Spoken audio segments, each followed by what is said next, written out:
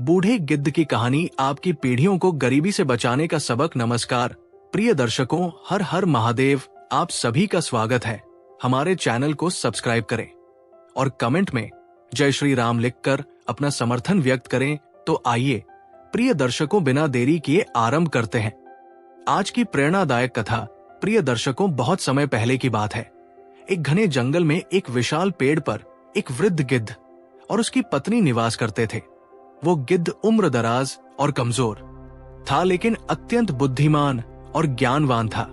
अपने अनुभवों और शिक्षाओं से वो अन्य पक्षियों को सही मार्ग दिखाता था। इसी कारण से वो सभी जीवों के लिए सम्माननीय और प्रिय बन चुका था।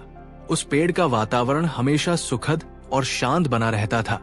एक दिन गिद्ध की पत्नी ने बड़े आदर पूर्वक कहा है, स्वामी कृपया आज हमें कोई ऐसी शिक्षाप्रद कथा सुनाइए जिससे हमारे मन को शांति मिले और इस वृद्धावस्था में कुछ आनंद के पल प्राप्त हो। उस समय वहां कई अन्य पक्षी भी एकत्र हुए थे जो कथा सुनने के लिए उत्सुक थे। तब गिद्ध ने प्रेम पूर्वक उत्तर दिया है, प्रिय, आज मैं तुम सभी को एक अत्यंत उपयोगी और प्रेरक कथा सुनाऊंगा।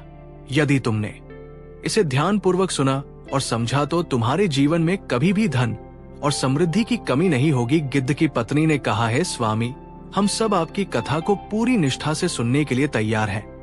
कृपया इसे प्रारंभ करें। तब गिद्ध ने कथा कहना शुरू किया। बहुत समय पहले एक नगर में रामदास नामक युवक रहता था। उसकी नई नई शादी सुमंगला नामक युवती से हुई थी। विवाह के कुछ दिन बड़े प्रेम और आनंद में बीते। सुमंगला अत्यंत परिश्रमी थी और अपने पति की सेवा में हमेशा तत्पर रहती थी। उसके पास अधिक धन नहीं था, लेकिन उसके हृदय में अपने पति के प्रति गहन प्रेम और भक्ति थी। किंतु कहा जाता है कि दयालु और सरल व्यक्तियों को भगवान कभी कभी कठिन परीक्षाओं में डालते हैं। सुमंगला की शादी को 1 वर्ष भी पूरा नहीं हुआ था कि उसके पति रामदास का अचानक निधन हो गया। सुमंगला विधवा हो गई और उस पर दुखों का पहाड़ टूट पड़ा। वो गर्भवती थी और अपने अजन्म शिशु के साथ अकेली रह गई। निराशा और दुख के कारण उसने आत्महत्या का विचार भी किया, लेकिन गर्भ में पल रहे अपने बच्चे के प्रेम के कारण उसने जीने का निश्चय किया, क्योंकि कहा जाता है कि मूल से ब्याज अधिक प्रिय होता है। उसने ये ठाना कि वो अपने बच्चे को खुशहाल जीवन देने के लिए हर मुश्किल का सामना करेगी। उसने निर्णय लिया कि अपने बच्चे को पिता की कमी महसूस नहीं होने देगी। प्रिय श्रद्धालुओं, शास्त्रों में ये कहा गया है कि जब कोई व्यक्ति दृढ़ निश्चय करता है तो स्वयं भगवान उसकी सहायता के लिए आते हैं। सुमंगला ने समाज की आलोचनात्मक सोच और बुरी नजरों की परवाह किए बिना दूसर के घरों में काम करना शुरू कर दिया। वो झाड़ू पोंछा और छोटे मोटे काम करके अपना और अपने गर्भस्थ शिशु का पालन पोषण करने लगी। जो भी कार्य उसे मिलता वो बिना किसी झिझक के कर लेती थी। इन छोटे छोटे कामों से जो भी धन प्राप्त होता उसी से वो अपने घर का खर्च चलाती। समय बीता और एक दिन सुमंगला ने एक सुंदर पुत्र को जन्म दिया। उसने अपने बेटे का नाम गिरिधर रखा। सुमंगला अक्सर अपने बेटे से कहती, बेटा, तेरा भाग्य तो पहले ही मुश्किलों से घिरा है, पर मैं अपनी पूरी शक्ति लगाकर तुझे सफल और सुखी बनाऊंगी। सुमंगला ने कठिनाइयों के सामने हार मानने के बजाय अपने संकल्प को और मजबूत किया। वह दिन रात मेहनत करती रही और अपने बेटे के भविष्य को संवारने में जुट गई। प्रिय भक्तों, इस कथा से हमें यह शिक्षा मिलती है कि जब जीवन में मुश्किलें आए तो हमें हिम्मत नहीं हार चाहिए। दृढ़ संकल्प और कर्मशीलता से हम अपने भाग्य को बदल सकते हैं। ये कहानी बताती है कि श्रद्धा, निष्ठा और कर्म का मेल भगवान के आशीर्वाद को आकर्षित करता है। यदि हम ईश्वर की कृपा और अपने पुरुषार्थ पर विश्वास रखें तो कोई भी विपत्ति हमें पराजित नहीं कर सकती। सुमंगला ने अपने बेटे गिरिधर को बड़े प्यार से पाला। वो दिन रात मेहनत करके उसे अच्छे कपड़े पहनाते, अच्छा भोजन कराती और हर जरूरत पूरी करने की कोशिश करती थी। उसने कभी गिरिधर को उसके पिता की कमी महसूस नहीं होने दी। लेकिन कहते हैं ना कि पिता का स्नेह अनोखा होता है। माँ चाहे जितना भी प्यार कर ले, लेकिन वो पिता की जगह नहीं ले सकती और पिता भी माँ के समर्पण की बराबरी नहीं कर सकता। गिरिधर धनी व्यापारियों और जमींदारों के बच्चों से मेलझोल बढ़ाने लगा। वह उनके साथ खेलता कूदता और समय व्यतीत करता था, परंतु जब वो उन संपन्न बच्चों के साथ होता तो उसे अपनी गरीबी बहुत खलती। गिरिधर कई दिनों तक इसी बात को लेकर चिंतन करता रहा कि आखिर वो इतना निर्धन क्यों है, उसके पास वे सभी सुख सुविधाएं क्यों नहीं है जो उसके मित्रों को सहज उपलब्ध है। इन्हीं विचारों में खोया हुआ वो एक दिन अपनी मां के पास गया और कहने लगा, मां, मेरे गांव में मेरे कई साथी हैं जो बहुत संपन्न हैं। उनके घरों में धन दौलत की कोई कमी नहीं है, हर प्रकार की सुविधा उन्हें प्राप्त है। लेकिन मां, हमारे पास इतना धन क्यों नहीं है? हम इतने अभावग्रस्त क्यों हैं? हमें 2 वक्त का भोजन भी सही से क्यों नहीं मिलता? ईश्वर ने हमें इतना दरिद्र क्यों बनाया? बेटे की ये बातें सुनकर सुमंगला ने कहा, बेटा, निर्धन और धनवान ये सब भाग्य की लिखावट है। ईश्वर ने जिसे जैसा बनाया है वो वैसा ही बना है, इसमें हम चाहकर भी बदलाव नहीं कर सकते। हमारे भाग्य में ईश्वर ने गरीबी लिख दी है जिसे मिटाना हमारे वश की बात नहीं। मैंने अपना पूरा जीवन इसी अभाव में बिताया है। मैंने हर प्रकार के दुख देखे हैं। तेरे पिता शादी के कुछ दिनों बाद ही हमें छोड़कर चले गए, तब से मैंने अकेले ही तुझे पाला है और हर संभव खुशी देने की कोशिश की है। अब तुझे किस बात की तकलीफ है? बेटा बता, तुझे क्या चाहिए? कौन सी कमी तुझे खलती है? गिरिधर ने कहा, मां, मुझे सिर्फ ये बताओ कि भाग्य को कौन बनाता है? किसने हमारे नसीब में ये निर्धनता लिखी? मैं देखना चाहता हूँ। हमें 2 वक्त का भोजन भी ठीक से क्यों नहीं मिलता, जबकि नगर में लोग इतने धनी हैं, उनके पास हर प्रकार की विलासिता है। आखिर हमने ऐसा क्या किया कि हमारे भाग्य में इतनी दरिद्रता लिख दी गई? तब सुमंगला ने कहा, बेटा, ईश्वर ने जो कुछ लिखा है वो सोच समझकर लिखा होगा। तुम इन बातों में अपना समय व्यर्थ मत करो, अपना ध्यान पढ़ाई और कर्म पर लगाओ। गिरिधर ने दृढ़ स्वर में कहा, नहीं मां, मैं ईश्वर से मिलना चाहता हूं। वे कहाँ मिलेंगे? मैं उनसे मिलकर पूछूंगा कि उन्होंने हमारे भाग्य को ऐसा क्यों बनाया। प्रिय मित्रों, विधवा मां ने अपने बेटे से कहा, बेटा, भगवान तो वन में रहते हैं, क्या तुम जंगल में जा सकते हो? यदि हां तो जाओ और ढूंढ लो, उनसे अपने सभी सवालों के उत्तर पूछ लो। गिरिधर बड़ा जिद्दी था। उसने तुरंत जंगल की ओर प्रस्थान किया और कहा, जब तक मैं ईश्वर से नहीं मिलूंगा और अपने सवालों के जवाब नहीं पाऊंगा, तब तक घर वापस नहीं आऊंगा। मैं चैन से नहीं बैठूंगा। इस प्रकार गिरिधर घर छोड़कर निकल पड़ा और भगवान को खोजने लगा। पूरा दिन बीत गया, लेकिन उसे ईश्वर कहीं नजर नहीं आए। गिरिधर परेशान हो गया और कहने लगा, पता नहीं ईश्वर कहाँ मिलेंगे, लेकिन जहां भी हो मैं उनसे मिलने के बिना वापस नहीं लौटूंगा। अगला दिन हुआ, लेकिन गिरिधर आगे बढ़ता ही गया। चलते चलते उसे बहुत तेज भूख लगने लगी। वो अत्यधिक व्याकुल हो गया, जंगल में रोता बिलक जा रहा था और कह रहा था, हे ईश्वर, आप कहाँ हैं? मैं आपको ढूंढ रहा हूं, मुझे आपसे कुछ पूछना है। इस प्रकार वो रोता और पुकारता हुआ आगे बढ़ता रहा। प्रिय दोस्तों, उधर भगवान शिव और माता पार्वती साधु का वेश धारण कर वन में भ्रमण कर रहे थे, जब माता पार्वती ने उस बालक की करुणामयी आवाज सुनी तो उन्होंने भगवान शिव से कहा है, स्वामी, वन में कोई बालक विलाप कर रहा है और वो आपको पुकार रहा है। ये कौन हो सकता है? हमें इसके पास जाकर इसकी सहायता करनी चाहिए। तब भगवान शिव ने कहा, देवी, ये एक विधवा का पुत्र है। इसके भाग्य में असीम दरिद्रता और कष्ट लिखे हैं। ये इन्हीं प्रश्नों के उत्तर पाने के लिए मुझे पुकार रहा है। माता पार्वती ने कहा है, प्रभु, हमें इसकी सहायता अवश्य करनी चाहिए। ये आपका भक्त है और आपको पुकार रहा है। भगवान शिव ने उत्तर दिया, देवी, इसके भाग्य में ब्रह्मा जी ने जो लिखा है वो केवल दरिद्रता और दुख है। हम इसके भाग्य को परिवर्तित नहीं कर सकते। माता पार्वती ने कहा है, स्वामी, फिर भी हमें इसकी मदद करनी चाहिए।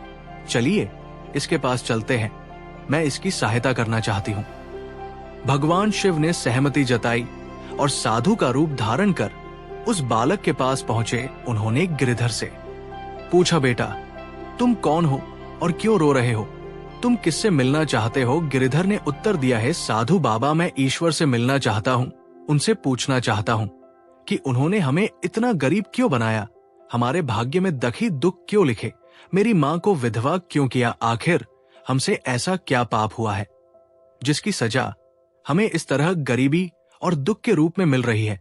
नगर में बड़े बड़े व्यापारी और धनवान लोग हैं, जिनके पास संपत्ति की कोई कमी नहीं है, आखिर हमें इतना निर्धन क्यों बनाया गया कि 2 समय का भोजन भी नसीब नहीं होता। माता पार्वती गिरिधर को समझाती है, बेटा ये तो भाग्य का खेल है, ये सब पिछले जन्म के कर्मों का परिणाम होता है। लेकिन गिरिधर कहता है, नहीं माता, मैं ये बात स्वयं ईश्वर से मिलकर पूछूंगा कि मैंने ऐसे कौन से कर्म किए हैं जिनकी सजा आज भुगत रहा हूं। भगवान शिव कहते हैं, बेटा तुम आज ईश्वर से नहीं मिल सकोगे, उनके पास अनेक कार्य हैं और वे अपने भक्तों के पास समय समय पर जाते रहते हैं। लेकिन मैं तुम्हें ये स्वर्ण हार देता हूं, इसे बेचकर तुम अपनी गरीबी समाप्त कर सकते हो। इससे तुम्हारा नसीब बदल जाएगा और तुम संपन्न हो जाओगे। गिरिधर उस वर्णहार को देखकर प्रसन्न हो जाता है और कहता है, ये तो बहुत अच्छा हुआ, इससे तो हमारे भाग्य में बदलाव निश्चित रूप से आएगा। वो साधु बाबा को प्रणाम कर घर की ओर प्रस्थान करता है। रास्ते में चलते चलते वो सोचता है, जब माँ इस हार को देखेगी तो वो बेहद खुश हो जाएगी, इससे हमारी गरीबी समाप्त हो जाएगी, हम भी अच्छे कपड़े पहनेंगे, अच्छा भोजन करेंगे और इस धन से व्यापार भी शुरू करेंगे। इन विचारों में खोया गिरिधर आगे बढ़ता रहता है। तभी उसे एकाएक शौच की आवश्यकता में महसूस होती है।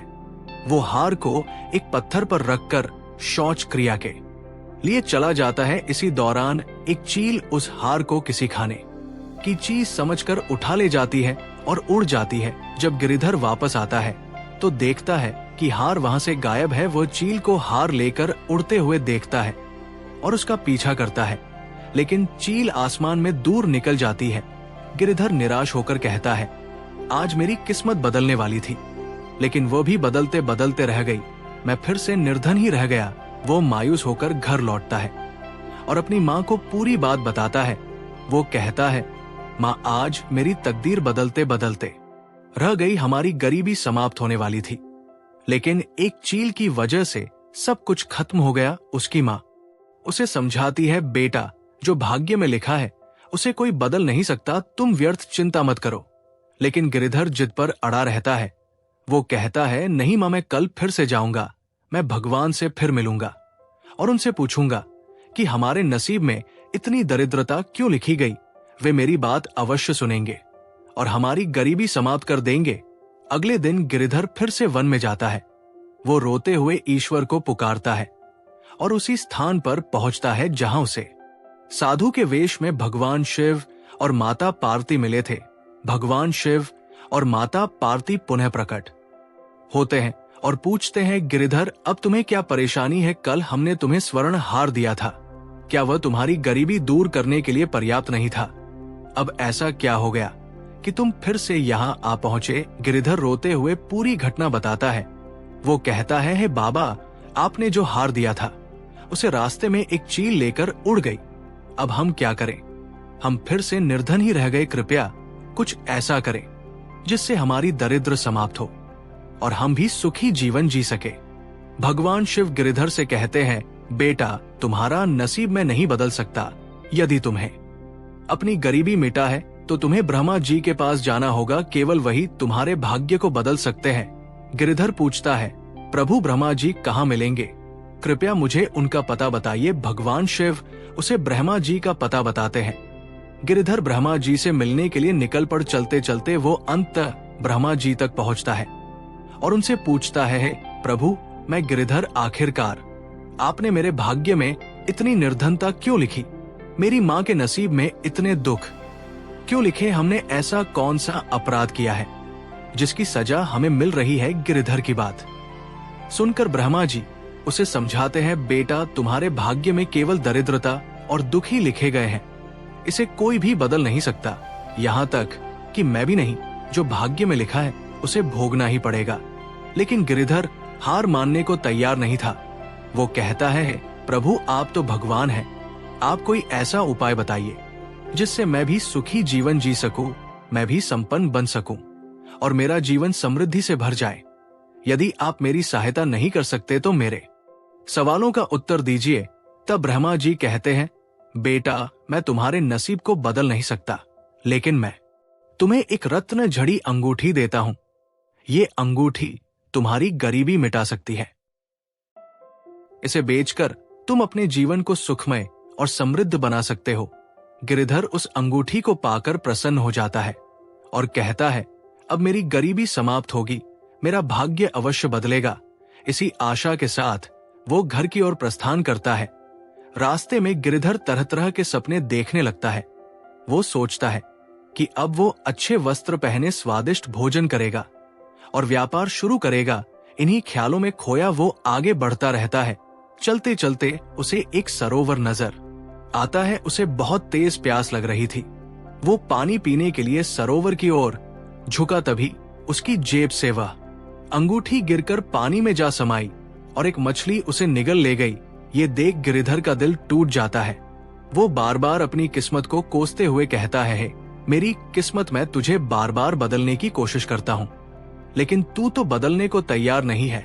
अब देखता हूँ कि तू कब तक नहीं बदलती। वो मायूस होकर घर लौट आता है और अपनी माँ को ये सब बताता है। वो कहता है, माँ, आज मेरी किस्मत बदलने वाली थी। भगवान ने मुझे एक अंगूठी दी थी, लेकिन जैसे ही मैं पानी पीने के लिए झुका, वो अंगूठी तालाब में गिर गई और एक मछली उसे निगल गई। अब हम अमीर बनने के करीब आते आते रह गए। हम भाग्य बदलते बदलते रह गया। उसकी माँ उसे सांत्वना देते हुए कहती है, बेटा, तुम क्यों ऐसी बेमानी बातें करके मुझे दिलासा दे रहे हो? मुझे तो ये मालूम है कि मेरे भाग्य में दुख और दरिद्रता ही लिखा है। अगर मेरे भाग्य में सुख होता तो मेरा पति भरी जवानी में मुझे छोड़कर क्यों चला जाता? एक औरत का जीवन बिना पति के अधूरा होता है। दुनिया उसे इज्जत नहीं देती, ना उसे सम्मान मिलता है और ना ही सुख। अगर मेरे भाग्य में सुख होता तो मेरा पति आज जीवित होता। बेटा, तुम्हारा भाग्य भी मेरे भाग्य से जुड़ा हुआ है, इसलिए जो भगवान ने लिखा है उसे स्वीकार कर लो। कोई भी प्रयास इसे बदल नहीं सकता। लेकिन गिरिधर जिद पर अड़ा रहता है और कहता है, नहीं मां, मैं कल फिर से भगवान के पास जाऊंगा, देखता हूं वे मेरे भाग्य को कैसे नहीं बदलते। वे फिर से मुझे कुछ ऐसा देंगे जिससे हमारा भाग्य बदल जाएगा। अगले दिन गिरिधर फिर से जंगल में जाता है और ब्रह्मा जी को पुकारता है। वो कहता है, हे ब्रह्मा जी, जो अंगूठी आपने मुझे दी थी वो जल में गिर गई और मछली ने उसे निगल लिया।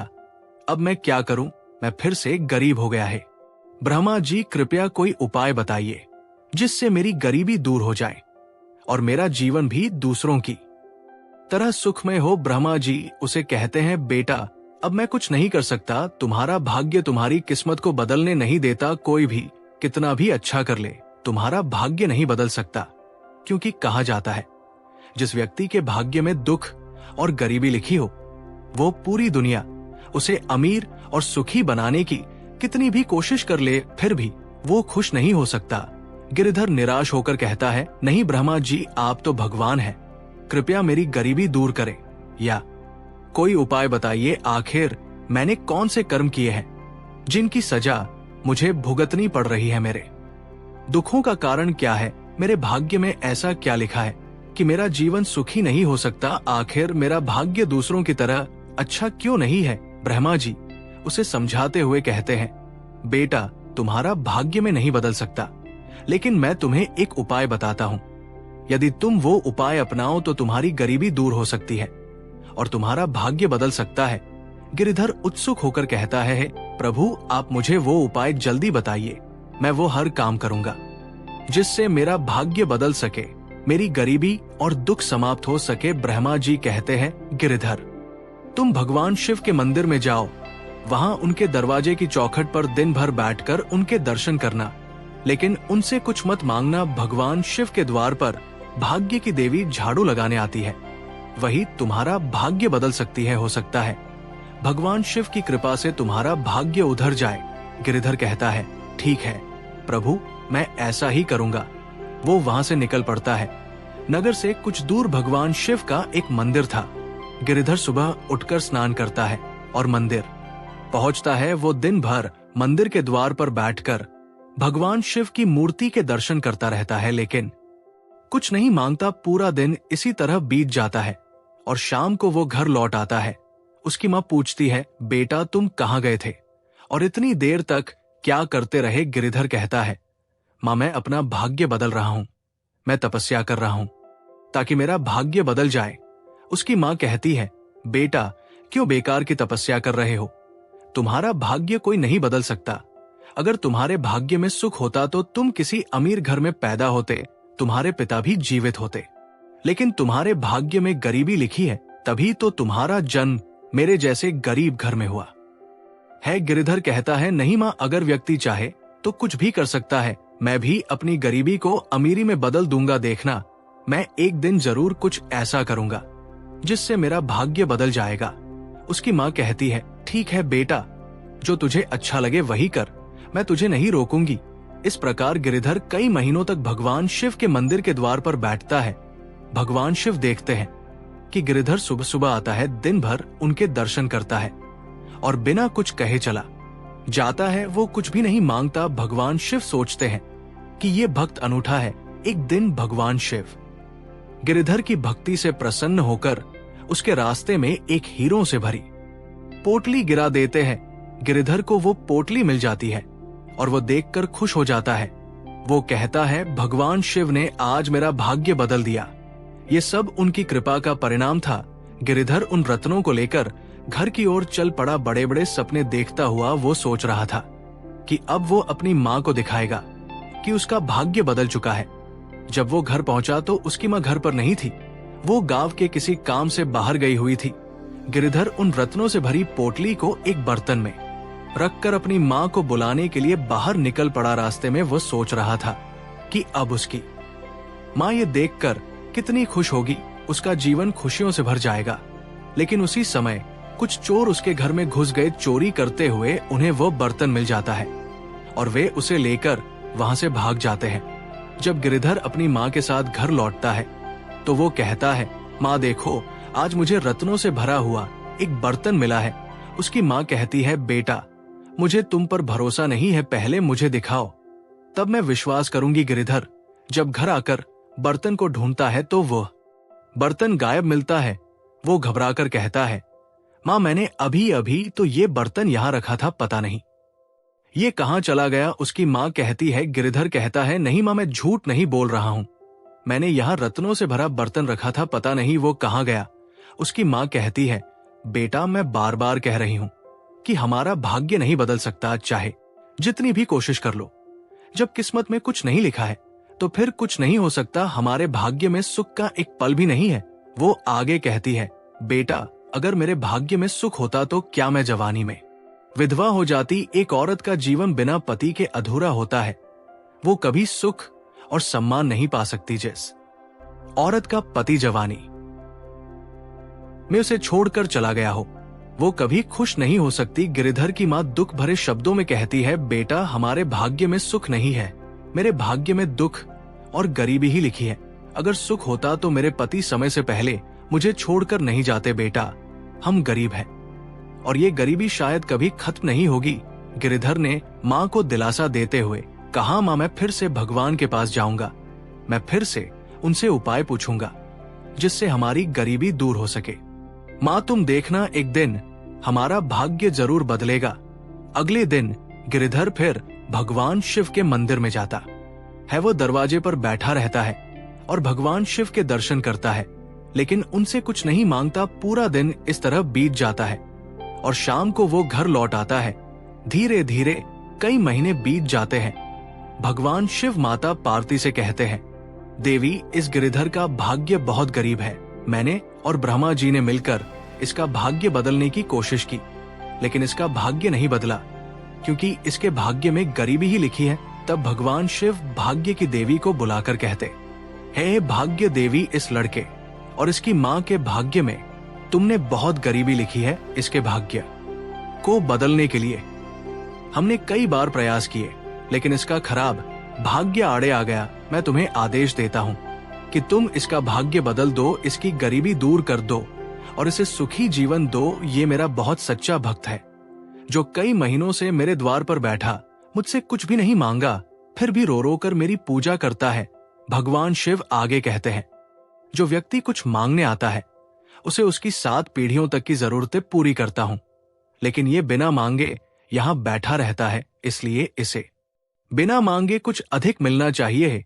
भाग्य देवी, मैं आदेश देता हूं कि तुम इसका भाग्य बदल दो। भाग्य देवी कहती है, प्रभु मैं इसका भाग्य कैसे बदलूं, इसके भाग्य में तो कुछ लिखा ही नहीं है। भगवान शिव कहते हैं, नहीं देवी, ये मेरा आदेश है, तुम्हें इसका भाग्य बदलना ही होगा। भाग्य देवी भगवान शिव का आदेश मान लेती है। वो भगवान शिव के मंदिर के द्वार पर झाड़ू लगाती है और वही एक सोने का सिक्का गिरा देती है। गिरिधर को वो सिक्का मिल जाता है। वो बहुत खुश हो जाता है और कहता है, भगवान शिव ने फिर मुझ पर कृपा की है, इससे मेरी गरीबी जरूर मिटेगी। मैं कोई व्यापार करूंगा और अच्छा भोजन करूंगा। गिरिधर उस सिक्के को हाथ में लेकर घर की ओर चल पड़ता है। रास्ते में वह सोचता है, आज मैं इसे कहीं नहीं रखूंगा, मैं इसे अपनी माँ को दिखाऊंगा ताकि वो मुझ पर विश्वास करे और खुश हो जाए। जब वो घर पहुंचता है तो अपनी माँ को सिक्का दिखाता है और कहता है, माँ देखो, आज भगवान शिव ने मुझे ये सोने का सिक्का दिया है, इससे हम अपनी गरीबी मिटा लेंगे। तुम बाजार जाओ और कुछ राशन ले आओ, बचे हुए पैसे से हम अपना व्यापार शुरू करेंगे। उसकी माँ बहुत खुश हो जाती है और कहती है, बेटा आज तुमने अपना भाग्य बदल ही लिया। मुझे यकीन हो गया कि कर्म से भाग्य को बदला जा सकता है। गिरिधर की माँ बाजार जाती है और वहां से एक मछली खरीद कर लाती है। वो सोचती है, आज मैं मछली बनाकर बेटे को खिलाऊंगी, ऐसा भोजन हमें कभी नहीं मिलता। जब वो मछली काटती है तो उसके पेट में एक रत्न जड़ी अंगूठी दिखाई देती है। वो तुरंत गिरिधर को बुलाकर दिखाती है और कहती है, बेटा देखो, इस मछली के पेट में ये रत्न जड़ी अंगूठी मिली है।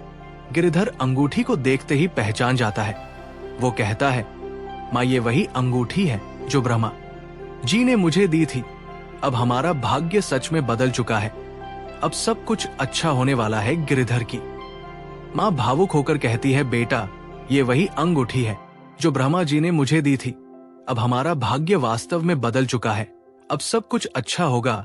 गिरिधर की माँ भावुक होकर कहती है, बेटा ये वही अंगूठी है जो ब्रह्मा जी ने मुझे दी थी। अब हमारा भाग्य सच में बदल चुका है, अब सब कुछ अच्छा होने वाला है। गिरिधर की माँ भावुक होकर कहती है, बेटा ये वही अंगूठी है जो ब्रह्मा जी ने मुझे दी थी। अब हमारा भाग्य सच में बदल चुका है, अब सब कुछ अच्छा होगा। अब बाबा महादेव ने हमारा भाग्य बदल दिया है। चलो अब हम गरीबों और भूखों को भोजन कराएंगे, ब्राह्मणों को भोजन देंगे ताकि हमें आशीर्वाद मिले और हमारा भाग्य और भी अच्छा हो जाए। क्योंकि कहा जाता है कि धर्म करने से संपत्ति घटती नहीं है, धर्म की जड़ें गहरी होती है और भूखे को भोजन कराना सबसे बड़ा दान होता है। गिरिधर और उसकी माँ बाजार से अनाज और सामग्री खरीदते हैं। फिर वे लकड़ियां इकट्ठा करने के लिए जंगल में जाते हैं।